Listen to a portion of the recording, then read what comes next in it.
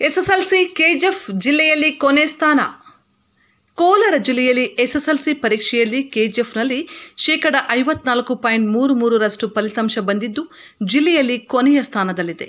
ಶೈಕ್ಷಣಿಕ ವಲಯದಲ್ಲಿ ಉತ್ತಮ ಶಿಕ್ಷಣ ಕೇಂದ್ರಗಳಿಗೆ ಒಮ್ಮೆ ಹೆಸರುವಾಸಿಯಾಗಿದ್ದ ಕೆಜಿಎಫ್ ತಾಲೂಕು ಈಗ ಕೊನೆಯ ಸ್ಥಾನಕ್ಕೆ ಇಳಿದಿರುವುದು ಚರ್ಚೆಗೆ ಗ್ರಾಸವಾಗಿದೆ.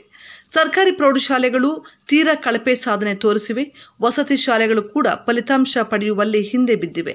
ಮೌಲಾನಾ ಆಜಾದ್ ವಸತಿ ಶಾಲೆಯಲ್ಲಿ ಕೇವಲ 22.22% ಫಲಿತಾಂಶ ಬಂದಿದೆ. ಚಿಗುರಾಪುರದ ಮೊರಾರ್ಜಿ ದೇಸಾಯಿ ವಸತಿ ಶಾಲೆ 80% ಫಲಿತಾಂಶ ಪಡೆದು ಸರ್ಕಾರಿ ಶಾಲೆಗಳ ಪೈಕಿ ಮೊದಲ ಸ್ಥಾನದಲ್ಲಿದೆ. ಒಟ್ಟು 695 ವಿದ್ಯಾರ್ಥಿಗಳು ಪರೀಕ್ಷೆ ಬರೆದಿದ್ದು ಅದರ ಪೈಕಿ 398 ವಿದ್ಯಾರ್ಥಿಗಳು ಉತ್ತೀರ್ಣರಾಗಿದ್ದಾರೆ. ಅವರಲ್ಲಿ 163 ಬಾಲಕರು ಮತ್ತು 235 ಬಾಲಿಕೆಯರು ಇದ್ದಾರೆ. ಅನುದಾನಿತ ಪ್ರೌಢಶಾಲೆಗಳ ಸ್ಥಿತಿ ಕೂಡ ಹೀನಾಯವಾಗಿದೆ.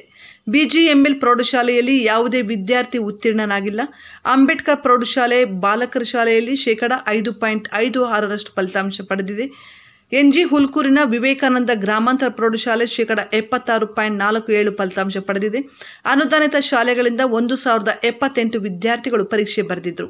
ಅವರಲ್ಲಿ 435 ವಿದ್ಯಾರ್ಥಿಗಳು ಉತ್ತೀರ್ಣರಾಗಿದ್ದಾರೆ. ಅದರ ಪೈಕಿ 317 ಬಾಲಕಿಯರು ಮತ್ತು 118 ಬಾಲಕರು ಇದ್ದಾರೆ.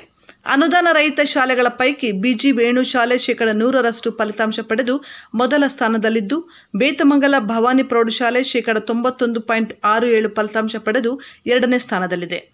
ನಾಚಪಲ್ಲಿಯ ವಿಶ್ವೇಶ್ವರಯ್ಯ ಪ್ರೌಢಶಾಲೆಯಲ್ಲಿ ಒಬ್ಬ ವಿದ್ಯಾರ್ಥಿ ಕೂಡ ಉತ್ತೀರ್ಣನಾಗಿಲ್ಲ. ಅನುದಾನ ರಹಿತ ಶಾಲೆಗಳಿಂದ 3552 ವಿದ್ಯಾರ್ಥಿಗಳು ಪರೀಕ್ಷೆ ಬರೆದಿದ್ದರು. 970 ಬಾಲಿಕೆಯರು ಮತ್ತು 688 ಬಾಲಕರು ಉತ್ತೀರ್ಣರಾಗಿದ್ದಾರೆ. ಭಾಷಾ ಸಮಸ್ಯೆ ಇರುವುದರಿಂದ ಹೆಚ್ಚಿನ ಮಕ್ಕಳು ಅನುತ್ತೀರ್ಣರಾಗಿದ್ದಾರೆ. ಪ್ರಾಥಮಿಕ ಹಂತದಲ್ಲಿ ಸರ್ಕಾರಿ ಶಾಲೆಯಲ್ಲಿ ಭಾಷಾ ಸಮಸ್ಯೆ ಹೆಚ್ಚಾಗಿದೆ. ಆಂಗ್ಲ ಮಾಧ್ಯಮ ಶಾಲೆಗಳಲ್ಲಿ ಇಂತಹ ಸಮಸ್ಯೆ ಕಂಡುಬಂದಿಲ್ಲ. ಮಕ್ಕಳು ಮತ್ತು ಪೋಷಕರು ಹೆಚ್ಚಿನ ಗಮನ ಕೊಡಬೇಕಿತ್ತು. ಸಾಮಾಜಿಕ ಜಾಲತಾಣಗಳಲ್ಲಿ ಮಕ್ಕಳು ಹೆಚ್ಚು ಸಕ್ರಿಯವಾಗಿರುತ್ತಾರೆ ಎಂಬ ದೂರುಗಳು ಕೇಳಿ ಬಂದಿದ್ದವು. ಈಗ ಅದು ನಿಜವಾಗಿದೆ ಎಂದು ಶಿಕ್ಷಣ ಇಲಾಖೆಯ ಅಧಿಕಾರಿಗಳು ಹೇಳಿದ್ದಾರೆ.